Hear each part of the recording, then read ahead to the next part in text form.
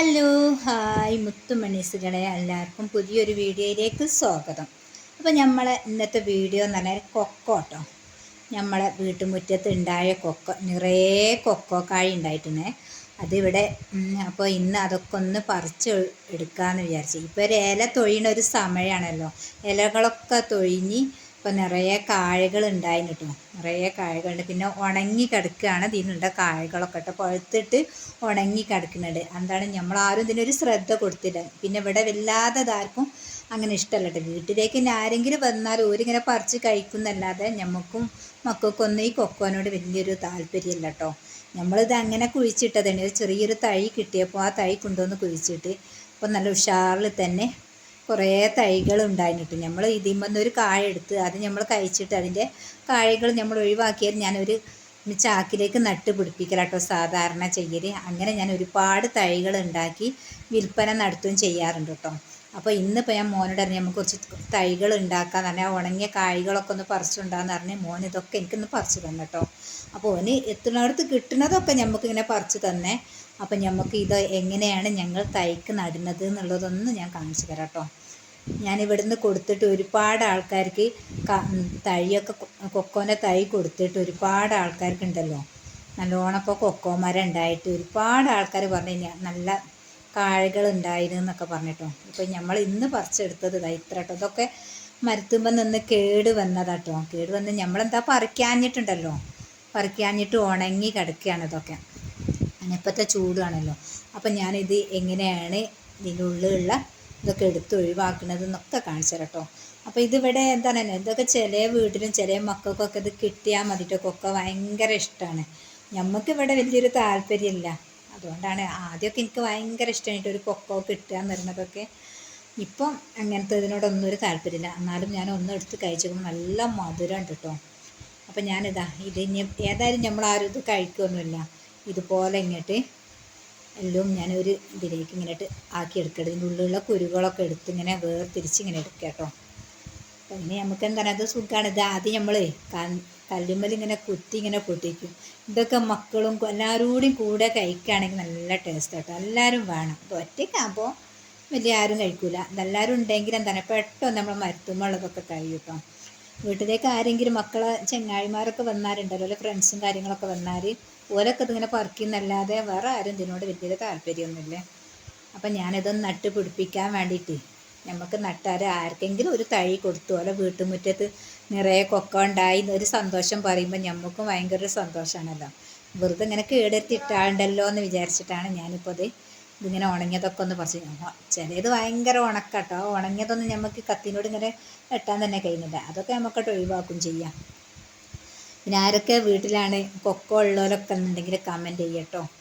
അപ്പം ഞാനിത് വെറുതെ ഒരു ചാക്കിലേക്ക് അങ്ങോട്ട് ഇട്ടു കേട്ടോ. ഇതിങ്ങനെ ഇതെടുത്തിട്ട് അതിൽ നിന്ന് തന്നെ നല്ലോണം അങ്ങോട്ട് മുളക്കും. പിന്നെ നമുക്ക് ചെറിയ കവറിലേക്ക് നട്ട് പിടിപ്പിക്കലാണ്. പിന്നെ അത് ആവശ്യക്കാർക്ക് അതുപോലെ ഞാൻ വേണ്ടവർക്ക് ഇങ്ങനെ കൊടുക്കും കേട്ടോ.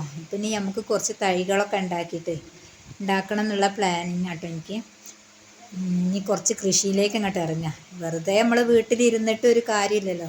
കൃഷി ചെടികൾ അതൊക്കെ ആകുമ്പോൾ നമുക്കൊരു അത്യാവശ്യം നല്ലതുമാണ്. മനസ്സിനും എല്ലാത്തിനും സന്തോഷവും സമാധാനവും ഒക്കെയാണ് കൃഷി ചെടികൾ. പിന്നെ നമ്മൾ അത്യാവശ്യം നമുക്ക് വീട്ടിലേക്ക് വേണ്ട പച്ചക്കറികളൊക്കെ നമുക്ക് തന്നെ നട്ടെടുക്കല. ഒരു വളവും വിഷവും ഇല്ലാത്ത നല്ല പച്ചക്കറികളൊക്കെ നട്ട് വളർത്തണം. ആദ്യത്തൊക്കെ നമ്മളത് കഴിഞ്ഞ് ഇനിയും കുറച്ചുകൂടി നമുക്ക് കൃഷികളോട് ചെയ്യണം എന്ന് വിചാരിക്കുന്നുണ്ട് കേട്ടോ. അതുപോലെ ഞാൻ ഇതുപോലൊക്കെ നട്ട് പിടിപ്പിച്ചാൽ നമുക്ക് ഉണ്ടായാൽ മറ്റുള്ള ആവശ്യക്കാരുണ്ടെങ്കിൽ ഇവർക്കും കൊടുക്കാം. ചെറിയ രൂപക്കൊക്കെ കൊടുത്താൽ നമുക്കൊരു വരുമാന മാർഗ്ഗമായും ചെയ്ത് ഇതിനോടൊക്കെ. പിന്നെ ഒരുപാട് സ്ഥലമുള്ള ആൾക്കാരൊക്കെ ഉണ്ടാവും. നമുക്കിന്ന് സ്ഥലം ഇല്ലാത്തത് കൊണ്ടാണ് ഇപ്പോൾ ഒരു 10 സെൻറ്റ് സ്ഥലമുണ്ട് നമ്മളും ഉണ്ട്. അതിലേക്കാണ് ഈ കൃഷിയും ചെടികളും എല്ലാം നടുന്നത് കേട്ടോ. ആ 10 സെൻറ്റ് സ്ഥലത്ത് ഒരു വീടും പിന്നെ നമ്മളെ മുറ്റം എത്ര ഉണ്ടാവും എന്നുള്ളത് എല്ലാവർക്കും കണ്ടാൽ അറിയാമല്ലോ. ചെറിയൊരു മുറ്റാണുള്ളത്, കുറഞ്ഞ സ്ഥലം. എന്നാലും അതിലേക്ക് നമുക്ക് നടാൻ പറ്റുന്നിടത്തോളം നമ്മൾ നടും കേട്ടോ. ഈ തൊണ്ട് കണ്ടപ്പോൾ എനിക്കില്ല ഒഴിവാക്കാൻ തോന്നുന്നില്ല. ഇതിലേക്ക് ചെടി നടാലോ എന്നുള്ളത് കേട്ടോ. അപ്പോൾ അതിൽ നടാൻ മോൻ പറയുന്നുണ്ട് എന്നോട്, അതിലേക്ക് ഞാൻ നടാൻ ചെയ്യാം വെറൈറ്റി ആയിട്ട് നമുക്ക് ചെടികൾ നട്ട് പിടിപ്പിക്കാം. നമുക്ക് അതിലൊക്കെ നടണം ഇൻഷാ അല്ലാഹ്. പിന്നെ എന്തൊക്കെയുണ്ട്, എല്ലാവർക്കും സുഖമാണെന്ന് വിചാരിക്കുന്നുണ്ട്. അൽഹംദുലില്ലാ നമുക്കൊക്കെ റാഹത്താണ് കേട്ടോ. അപ്പോൾ ഞാനിങ്ങനെ കൈനോടെ ഇങ്ങനത്തെ സാധനമൊക്കെ ഇങ്ങനെ ആക്കുന്നത് എനിക്ക് ഭയങ്കര ഇഷ്ടം കേട്ടോ. കൈയിനോട് ഇങ്ങനെ ഞവണ്ടി ഇങ്ങോട്ട് എടുക്കും കേട്ടോ. അപ്പോൾ ഒക്കെ ഒന്ന് വേർതിരിച്ചിട്ട് നമുക്കിങ്ങനെ ചാക്കിലേക്ക് ഇങ്ങനെ നട്ട് പിടിപ്പിക്കാം.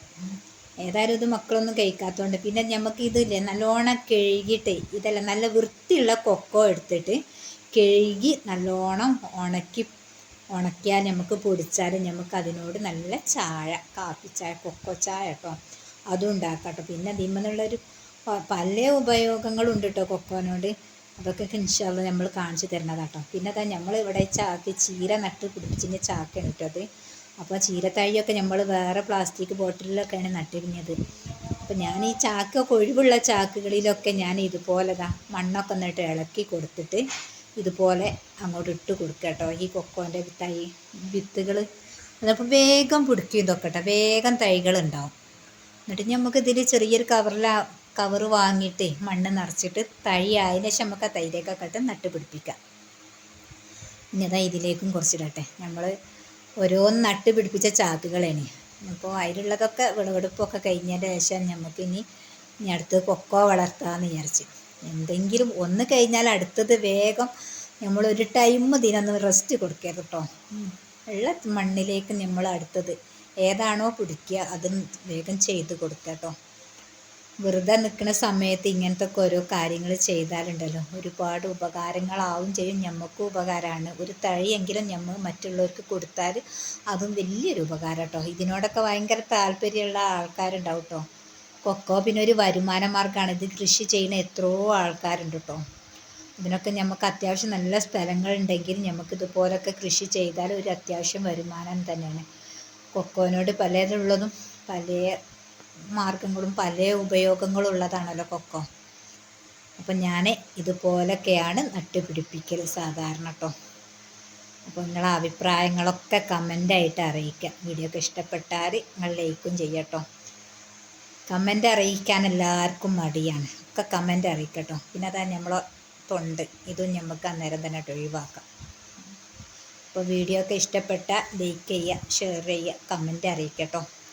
അപ്പോൾ നമ്മൾ ഈ വേസ്റ്റും അന്നേരം തന്നെ എടുക്കുന്ന പണികൾ അന്നേരം തന്നെ ഒക്കെ വൃത്തിയാക്കി എടുത്താൽ നമുക്കും മനസ്സിനൊരു സമാധാനമാണ്. അടുത്ത വീഡിയോ ആയിട്ട് വീണ്ടും വരാം.